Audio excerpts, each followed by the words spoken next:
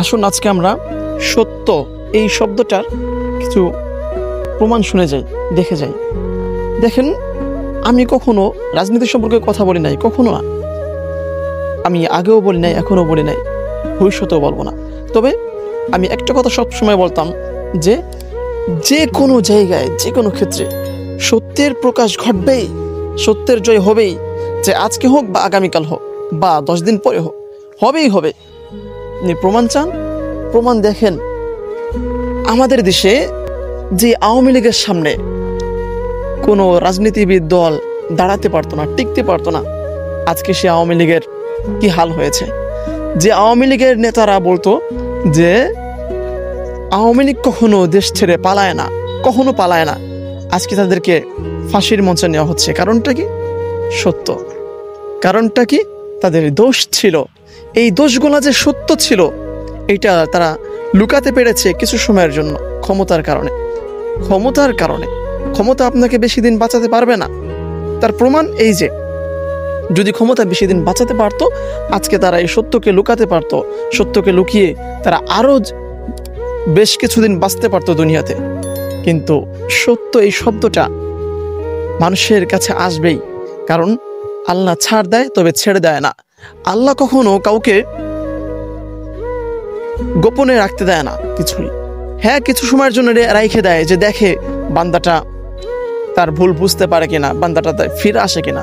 কিন্তু যখন বান্দাটা ফিরে আসে না, তখন আল্লাহ তাকে শাস্তি দিবার জন্য তার সামনে এই সত্যটাকে প্রকাশ করে তোলে, মানুষের সামনে সত্যটাকে প্রকাশ করে তোলে। আজকে সেই কাজটাই হলো। দেখুন, আজকে আওয়ামী লীগ এত ক্ষমতাবান হওয়া সত্ত্বেও, তাদের জনতা এত হওয়া সত্ত্বেও, আজকে তাদের নেত্রীকে বাঁচাতে পারলো না।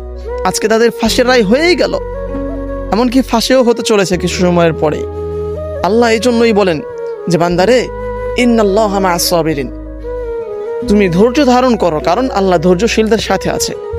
আজকে বাংলাদেশের মুসলমান ধৈর্য ধরেছে দীর্ঘ 17 বছর। আজকে আল্লাহ তাদেরকে ফসল দিচ্ছেন যে দেখো বান্দা, ধৈর্য ধরেছ, একদিন 2 দিন ধরলে হবে না। কারণ এই যে আমরা দেখতে পারছি যে আওয়ামী লীগ এতদিন ধরে আমাদের উপরে নির্যাতন করছে, কিন্তু তাদের পরাজয় ঘটছে তো জুলাই গণঅভ্যুত্থানের মাধ্যমে। তবে তাদের পূর্ণ প্রায়শ্চিত্ত ঘটে নাই, কিন্তু আজকে পূর্ণ প্রায়শ্চিত্ত ঘটে গেছে। এই জন্য বলি কি ভাই, আপনি যে কোনো জায়গায় যান, যে কোনোভাবেই যান, আপনি ধৈর্য ধরবেন, আল্লাহ অবশ্যই আপনাকে বাঁচাবে, অবশ্যই আপনাকে সুস্থ রাখবে, অবশ্যই আপনাকে যে কোনো মুহূর্তে আল্লাহ আপনাকে হেফাজত করবে। তবে সবসময় একটা কথাই মাথায় রাখতে হবে, আপনি যাই করুন না কেন, সত্য একদিন না একদিন প্রকাশ ঘটবেই, সত্যের একদিন না একদিন জয় হবেই। কারণ আল্লাহ তাআলা বলে, ওয়া'দাল্লাহ লা ইউখলিফুল্লাহু ওয়া'দাহ, আল্লাহর ওয়াদা সত্য, আল্লাহ কখনো আল্লাহর ওয়াদা খেলাপ করেন না।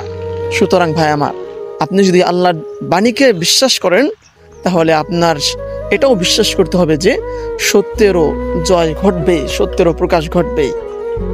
আশা করি বিষয়টা বুঝতে পারছেন। আসসালামু আলাইকুম।